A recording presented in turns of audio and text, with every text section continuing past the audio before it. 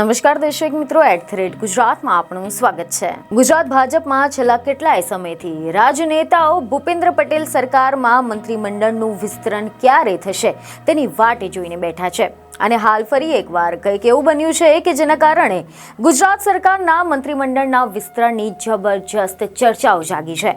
જી હા, સમાચાર એવા સામે આવી રહ્યા છે કે સચિવાલયમાં મંગળવારે ભાજપ અને કોંગ્રેસના અનેક ધારાસભ્યો તેમજ નેતાઓ આવ્યા હતા, જેમાંથી કેટલાય ધારાસભ્યોએ મુખ્યમંત્રી ભૂપેન્દ્ર પટેલની તેમજ અન્ય મંત્રીઓની મુલાકાત લીધી હતી, જેના પગલે ફરી એકવાર વિસ્તરણની ચર્ચાઓ શરૂ થઈ ગઈ છે। જે મુજબ એવું કહેવાઈ રહ્યું છે કે 15મી જાન્યુઆરી બાદમાં કોઈ પણ સમયે મંત્રીમંડળનું વિસ્તરણ થઈ શકે છે, જેમાં કેટલાક ચોંકાવનારા તેમજ મોટા ફેરફારો થવાની પણ સંભાવના છે। એની પહેલા ભાજપ સંગઠનમાં સૌથી મોટી જવાબદારી ગણાતી જગ્યા એટલે કે પક્ષ પ્રમુખની જે પ્રદેશ પ્રમુખની નિમણૂક કરવાની છે તે નિમણૂક કરી દેવાશે તેવી ચર્ચાએ પણ જોર પકડ્યું છે। તો આની સાથે જ મીડિયા અહેવાલોમાંથી તો એવી પણ માહિતી મળી રહી છે કે એક ચર્ચા એવી પણ સામે આવી છે કે હાલના મંત્રીમંડળમાં રહેલા અનેક મંત્રીઓની કામગીરી ખૂબ જ નબળી છે। વહીવટી તંત્ર ઉપર તેમનો કોઈ જ કાબુ રહ્યો નથી। કેટલાય મંત્રીઓ તો તેમના જ ડિપાર્ટમેન્ટમાં IAS સહિતના અધિકારીઓ જોડે ઝઘડતા પણ રહે છે।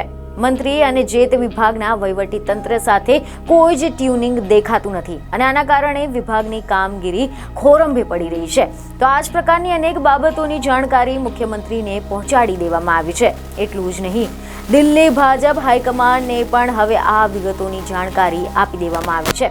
જો કે આના અગાઉ એવી ચર્ચા ચાલી રહી હતી કે હાલનું જે મંત્રીમંડળ છે તે મંત્રીમંડળમાં 3 થી 4 નાના મોટા ફેરફાર થવાના હતા, પરંતુ હવે છેલ્લી ચર્ચા મુજબ તેમાં મોટા ફેરફારો દેખાઈ રહ્યા છે। ખાસ કરીને જે મંત્રીઓનું પરફોર્મન્સ નબળું છે તેમની હકાલપટ્ટી નિશ્ચિત માનવામાં આવી રહી છે।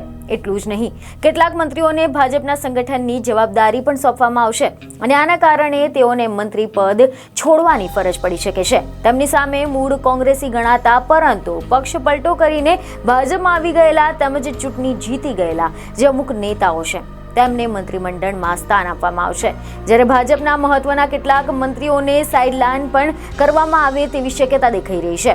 તેમજ ખબરો એવી મળી રહી છે કે ખૂબ મોટા ફેરફાર થવાની સંભાવના હોવાની જે ચર્ચાઓ થઈ રહી છે તેના કારણે સચિવાલયમાં મંત્રીઓ તેમજ સંઘી અધિકારીઓ પણ એકબીજાને પૂછપરછ કરી રહ્યા છે કે ખૂબ મોટા ફેરફારો એટલે કેવા પ્રકારના ફેરફાર થશે।